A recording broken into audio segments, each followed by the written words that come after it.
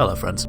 Unless you've been living in an online blackout since around 2004, you've probably at least heard of the social media site Facebook, even if you aren't one of its 1.65 billion monthly active users. Alongside rivals such as Twitter and subsidiaries like Instagram, it's become one of the dominant means by which we communicate with others and share our ideas. Facebook is an extremely powerful and versatile platform, used for everything from organising events with family and friends to online activism and political campaigning. Many have even argued that it played an important role in organising the mass demonstrations that were so vital for the 2012 Arab Spring. Yet for all its virtues, there is a worrying trend beginning to emerge because of the way in which many Western societies utilise sites such as Facebook to share and discuss ideas. The internet was founded on the notions of free information and open discussion, but in many cases Facebook is causing the direct opposite. The United Kingdom's reaction online to the results of the Brexit referendum, in which we decided whether or not the UK should remain part of the European Union, is a prime example of the echo chamber effect and the damage it can cause. What is an echo chamber? To answer, we must turn back to 1988, when French sociologist Michel Maffesoli published a book entitled The Time of the Tribes. This is one of the earliest examples of the idea of neo-tribalism. In it, Maffesoli discusses the breakdown of older models of human societies and the natural urge we as a species have to gather together into groups we feel a common connection with. This formation of neo-tribal collectives isn't without its risks. Within groups made up entirely of those with similar notions, it is all too easy to create an us versus them mentality, otherizing and cutting off dissenting opinions. So how does this relate to Facebook? Well, Facebook is the embodiment of online neo-tribalism. Though Maffesoli wrote his book before the online era, his ideas have a worrying similarity to the way in which many people come together within social media. We are naturally inclined to congregate with those who share our opinions and worldviews, just as we are inclined to shut out and ignore those who don't. Thus, our social media circles are dominated by like-minded individuals, each sharing and discussing the same or at least similar ideas and beliefs. Even if you're one of those more open-minded individuals willing to move within the social circles of those with opinions different from your own, it really doesn't matter. Facebook's algorithms are actively tracking and analysing which links you're most likely to follow, which statuses you're inclined to like or share more, and as a result are actively tailoring your timeline feeds based on this information. This is an effect known as the Facebook filter bubble.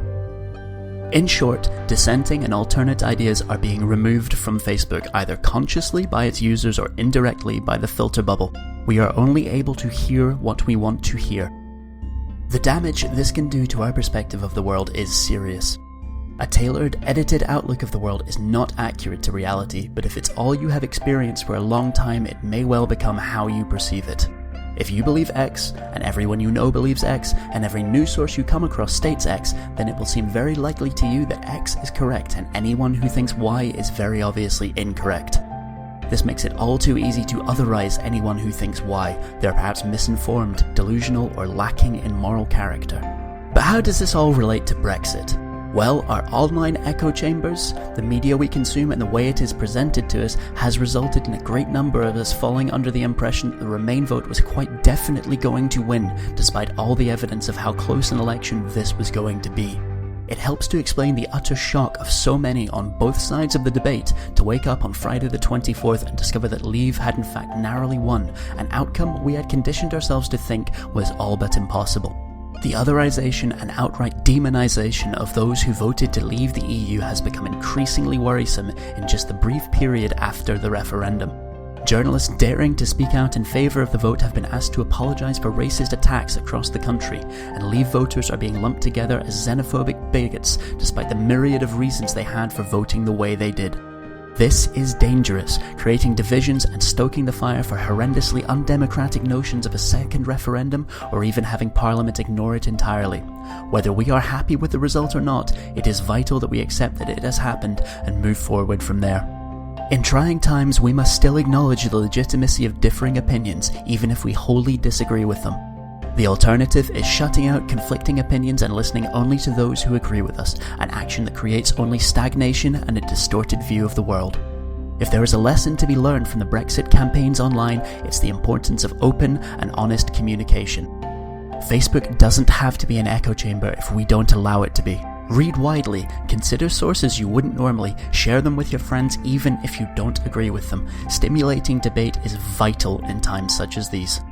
Facebook doesn't have to be a neo-tribal echo chamber. It could still live up to the aspirations and hope on which it and the internet as a whole was founded, of an open forum for ideas and discussion. Thank you for your time, friends. If you enjoyed this video, please feel free to share it with others. If you did not, the dislike button is of course available as well.